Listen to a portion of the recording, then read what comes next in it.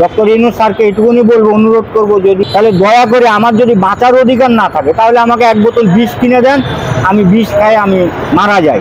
যেহেতু আমার বাঁচার অধিকারই নাই, আমি বাংলাদেশের নাগরিক হয়েও না বিচার পাচ্ছি না, তাহলে এর থেকে আমার মরে যাওয়া অনেক ভালো। পুলিশকে আমি বলেছি, স্যার আমাকে একটা শুট করে দেন, একটা গুলি করে দেন, আমি মরে যাই। কিন্তু সে আমাকে গুলিও করবে না, তাহলে আমাকে মারছে কিন্তু অথচ আমাকে বাঁচার ইয়া দিচ্ছে না। মরে গেলে তো আরও ভালো হয়। কষ্টের জীবন থেকে মরে যাওয়া অনেক ভালো। আপনি বলছেন যে আত্মহত্যা করা মহাপাপ, আমি কি স্ব ইচ্ছায় আত্মহত্যা করতে যাচ্ছি?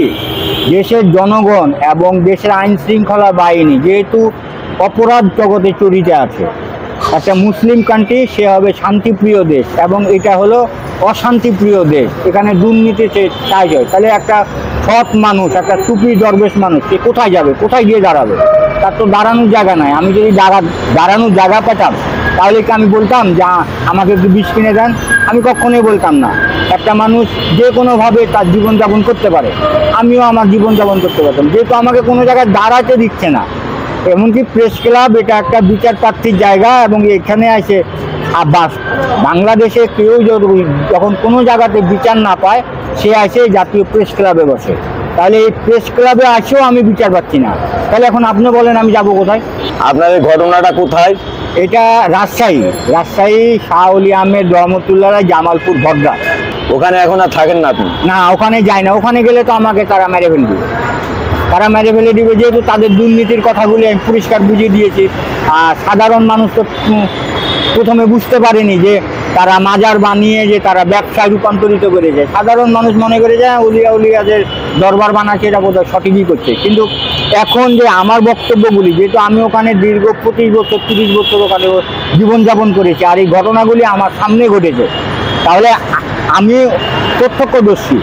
যারা আসে যায় তারা তো এরা প্রত্যক্ষদর্শী না, তারা সঠিকভাবে জানে না। তাহলে এখন যখন আমার মুখ থেকে কথাগুলি শুনছে, বিভিন্ন মিডিয়াতে যাচ্ছে, তখন তাদের ধারণাটা পাল্টে যাচ্ছে যে আসলে এটা মাজার কমিটির একটা রাজনৈতিক ব্রেন, রাজনৈতিক চাল। ইউনিভার্সিটির জায়গা দখল করা এবং রেলের জায়গাটা দখল করে তারা কিভাবে তাদের সংসার চালাবে, কিভাবে তারা লক্ষ লক্ষ টাকা ইনকাম করবে, সেই সুযোগ তারা নিয়েছে। তাহলে এখানে কী করছে?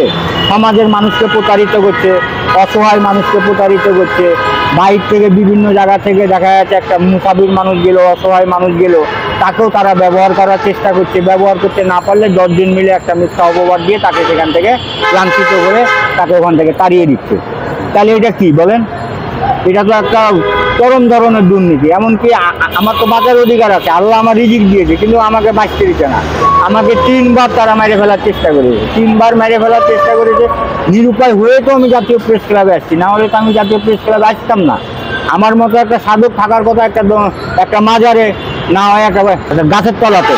যেহেতু আমি বিগত দিনে আমি অনেক চেষ্টা করেছি, আমি কোনো মাজারেও টিকতে পারছি না, কোনো গাছতলাতেও টিকতে পারছি না। যেখানে আমি থাকছি আমার মোবাইল লোকেশন ট্যাগ করে তারা সেখানে আমার পিছনে খারাপ লোকজন লাগিয়ে দিচ্ছে, তারা সেখানে খারাপ লোকদেরকে টাকা পয়সা দিচ্ছে। তখন তারা কী করছে? আমাকে বিভিন্ন রকমভাবে অপমান অপদস্থ করছে, আমার মানহানি করছে, আমাকে মেরে ফেলার জন্য বিভিন্ন রকম ষড়যন্ত্র করছে। এমনকি জাতীয় প্রেস ক্লাবও তারা সাংবাদিককে বলেছে যে আমাকে যে কোনোভাবে যদি এখান থেকে উঠিয়ে দিতে পারে, আমার একটা দুর্বলতার একটা প্রমাণ যদি তারা দিতে পারে, তাহলে তারা 1 লাখ টাকা লাগুক, 2 লাখ টাকা লাগুক, তারা দিবে। তাহলে এই লটারির টিকিট মিলানোর জন্য এখন কি করেছে সাংবাদিকরা? এখন ওই লটারির টিকিট কীভাবে আমাকে, যেহেতু আমি দুর্নীতি করছি না, আমার কাছে 1 টাকাও তারা পাচ্ছে না, তাহলে তারা কি করছে? তারা আমাকে কি করে একটা যে কোনো দুর্ঘটনাকে ফাঁসিয়ে দিতে পারে, ফাঁসিয়ে দিয়ে আমাকে এখান থেকে তাড়াতে পারলে তারা তো 1 লাখ 2 লাখ টাকার লটারির টিকিট মিলবে। তো লটারির টিকিট কি কারো সহজে মিলে? লটারির টিকিট যারা ছাড়ে তাদেরই মিলে, বাইরের লোকের খুব মিলে। আর এটা যদি প্র্যাকটিক্যালি, যদি বাস্তবিকই আমি যদি কোনো অপরাধী হতাম, তাহলে তাদের লটারির টিকিট ছাড়ার দরকার কি? তাদের লক্ষ লক্ষ টাকা ছাড়ার দরকার কি? তারা তো আমার সামনে আসে আমার নামে মামলা করে আমাকে এখান থেকে ধরে নিয়ে যেতে পারে। তাহলে তারা সেটাও করতে পারছে না, যেহেতু যে অডিও ক্যাসেটটা করে আমার মানহানি করছে এবং কি আমাকে মেরে ফেলার চেষ্টা করছে, সেটা অডিট করা। যখন সেটাকে জনসম্মুখে নিয়ে আসা যাবে এবং আইনের সামনে নিয়ে আসা যাবে, তখন এটা পরিষ্কার হয়ে যাবে যেহেতু আমি কোন মেয়েটার সাথে কথা বলেছি, কোন মেয়েটার সাথে আমি রেপ করেছি, তাহলে তার কণ্ঠস্বরও তো থাকবে। কিন্তু তারা মেয়েটার কণ্ঠস্বর বাদ দিয়ে আমার কথাগুলিকে শুধু অডিট করে রেখেছে, এমনকি ওখানে কাটছাট করে অডিট করে আমাকে কিভাবে নোংরা সাব্যস্ত করবে সেই সেটাই করেছে তারা। তো এটা সমাজের সামনে, আইনের সামনে আনলে এটা পরিষ্কার পাবে যে ধোঁকাবাজি করেছে, তারা অপরাধ করেছে, তারা ফাঁসে যাবে। দেখেন, এই ভিডিও মানুষের কথা রেকর্ডিং করাও একটা আইনত দণ্ডনীয় অপরাধ। এর আগে আওয়ামী লীগের এক এমপি তারেক জিয়ার মেয়ের অডিও ক্যাসেট ফাঁস করেছিল, তার কিন্তু আওয়ামী লীগ থেকে তাকে দল থেকে বাদ দেওয়া দিয়েছে, এমনকি সে বিদেশে পালিয়ে গিয়েও বিদেশে সে বাঁচতে পারেনি। তাহলে কত বড় অপরাধ, একটা মানুষের গোপন কথা ভিডিও ধারণ করে আপনি সেটাকে প্রকাশ করছেন। এবং এটা বাস্তবতাও না, এটা একটা নাটক, সিনেমাটাকে একটা নাটক রূপে যে 20-30 বছর আমার বিভিন্ন রকমের কথাবার্তা রেকর্ডিং করে সেখানে অডিট করে আগে পিছের কথাগুলিকে সাজিয়ে আমাকে কিভাবে নোংরা বানানো যাবে, কী করে করা যাবে, সেই কথাগুলিকে তারা ওটাকে অডিট করে রেখেছে। তো এটা তো আইনসম্মত না, এবং আইনের সামনে যখন নিয়ে আসবে তখন তারাই ফেঁসে যাবে। না হলে তো তারা ওই ক্যাসেটটা আমার সামনে আনতো, সমাজের সামনে আনতো, আইনের সামনে আনতো। আইনের সামনে আনতে পারছে না, সমাজের সামনে আনতে পারছে না, আমাকে পিছ থেকে চাকু মারার ব্যবস্থা করতে পারে। আপনি বিচার চান কার? আমি বিচার চাই এই রাজশাহী শাহ ওলি আহমেদ রহমতুল্লাহ, এই যে মাজার কমিটির যে কতিপয় ব্যক্তি, মোহাম্মদ আবুল কালাম আজাদ, সে হলো প্রাক্তন সেক্রেটারি, মোহাম্মদ আমিনুল ইসলাম আমিন, সে হলো খাদেম, মাসুদ রানা, সে হলো ক্যাশিয়ার, মোহাম্মদ কুরবান আলী, সে হলো ধর্ম বিষয়ক উপদেষ্টা, মোহাম্মদ রানা মাস্টার, সে হলো একজন সদস্য, এবং শাহজাহান আলী, সে হলো বিমান বাহিনীতে চাকরিরত, সে হলো অলি বাবার মাজারের সদস্য, এমনকি তার মা বেউলা বিবি, সেও এক মহিলা বিষয়ক সদস্য। তাহলে এরা সবাই মাজার কমিটিরই লোক, এদের বিচার চাই আমি থানাতে। এমনকি যেহেতু আমি পরবর্তীতে জীবন বাঁচানোর জন্যে আমি রাজশাহী থেকে সদ্য চলে গেছি, সেখানে আমাকে এই চন্দন সরকার এবং এই যে মিশু সাংবাদিকরা তারা জায়গা দিয়ে আমার টাকাটা আত্মসাৎ করতে চাইছে, এবং 7 বছর তাদের জায়গাতে রেখে আমাকে জায়গা কিনে দিল না, বরঞ্চ আমাকে মেরে ফেলার জন্যে আমার মানহানি করে আমার ঘরের জিনিসপত্র চুরি করে নিয়েছে। এমনকি আমাকে ওখান থেকে আমার পিছনে গুন্ডা বদমাশ লোক লাগিয়ে দিয়েছে আমাকে মেরে ফেলার জন্য।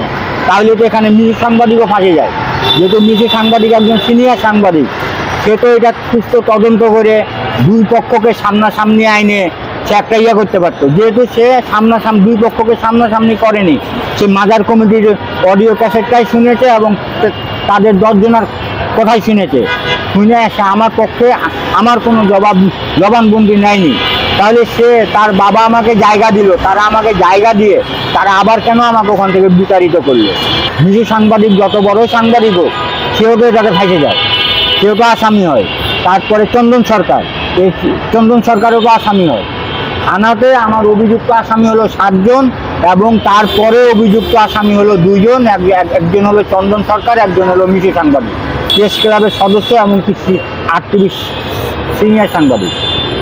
আচ্ছা, আপনি এখন এটার বিচার চান? আমি এটার বিচার চাই। আচ্ছা, আপনার এই ভিডিওটা যদি ভাইরাল হয়, হ্যাঁ, প্রধান উপদেষ্টা এবং সরকার পর্যন্ত যদি পৌঁছানোর পরে যদি আপনার খোঁজে, আপনার সাথে যোগাযোগের মাধ্যম কোনটা? আমার যোগাযোগের মাধ্যম, যেহেতু আমার কোনো স্থান নাই, আমার মোবাইল নাম্বার 01750331170, এই নাম্বারে আমাকে কল করলে আমাকে পাবে।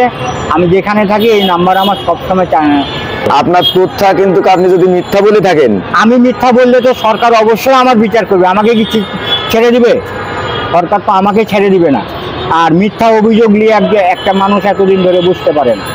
তাহলে মিথ্যা অভিযোগ যদি আমি করি, সরকার আমার যেন বিচার করে, এটাই আমি সরকারের কাছে চাইবো। যদি আমি তাদের নামে মিথ্যা অভিযোগ দিয়ে বসি এবং এটা যদি সুস্থ তদন্ত করে যদি সত্যতা না পায়, তাহলে সরকার যেন আমার বিচার করে, এটাই আমি সরকারের কাছে সামনে।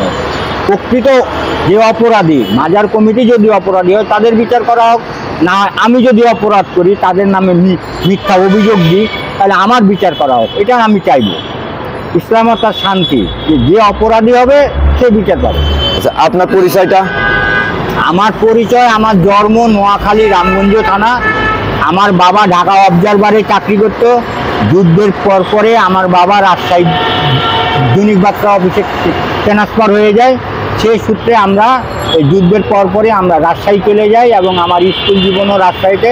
আমি 1989 সালে রাজশাহী ইসলামী শিক্ষক গবেষণা কেন্দ্র মডেল স্কুল থেকে ম্যাট্রিক পরীক্ষা দিই। আপনার নাম? আমার নাম মোহাম্মদ নুরুজ্জামান মিলন। নুরুজ্জামান মিলন। মিলন। এমন আমার বাবার নাম? আমার বাবার নাম মৃত মোহাম্মদ আবুল কালাম আজাদ, মায়ের নাম হলো মুসাম্মদ আমেনা বেগম, মৃত। আপনার এই নাম্বারে যোগাযোগ করলে, আমার এই নাম্বারে যোগাযোগ করলে আমাকে এরা সত্য মিথ্যা ঘটনা আপনার নিজেই জানেন, এটা তো আমরা জানি না। সেটা সরকার তদন্ত করলে তো সত্যতা বাড়িয়ে যাবে। এই মাজারগুলি তারা তো আর ভাঙতে পারবে না। তারা যে 10-15টা মাজার বানিয়েছে এটা তো বিদ্যমান, বাস্তবিকই দেখবে। এবং এটা যে ইউনিভার্সিটির জায়গা এবং রেলের জায়গা, সেটা আপনি যে ঘটনাটা তুলে ধরলেন, জি, সত্য মিথ্যা আল্লাহ কি জানে, আপনি জানেন, আমি জানি। হ্যাঁ, আর সরকার তদন্ত করে দেখলে হ্যাঁ জানতে পারবে। জি। আপনার মূল্যবান সময় এইচএন টিভি নিউজে দেওয়ার জন্য আপনাকে অনেক অনেক ধন্যবাদ। আপনাকেও অনেক ধন্যবাদ। আর দর্শককে বলবো এই ভিডিওটা বেশি বেশি করে দেখে দেখেন। আমি যেমন বিপদে পড়েছি, একসময় আপনিও বিপদে পড়তে পারেন। তো আপনি যদি আমার বিপদে না আগিয়ে আসেন তাহলে আপনার বিপদেও বোধ হয় কেউ এই বাংলাদেশের কোনো জনগণও আগিয়ে যাবে না। তো বেশি বেশি করে আপনারা এই ভিডিওটা দেখবেন এবং শেয়ার করবেন। শেয়ার করলে আমার এই বিচারটা পাওয়ার আমার একটা সুবিধা হবে এবং আমি আপনাদের মাধ্যমে আমি উপকৃত হতে পারবো। এটাই আমি জনগণের কাছে আশা করব।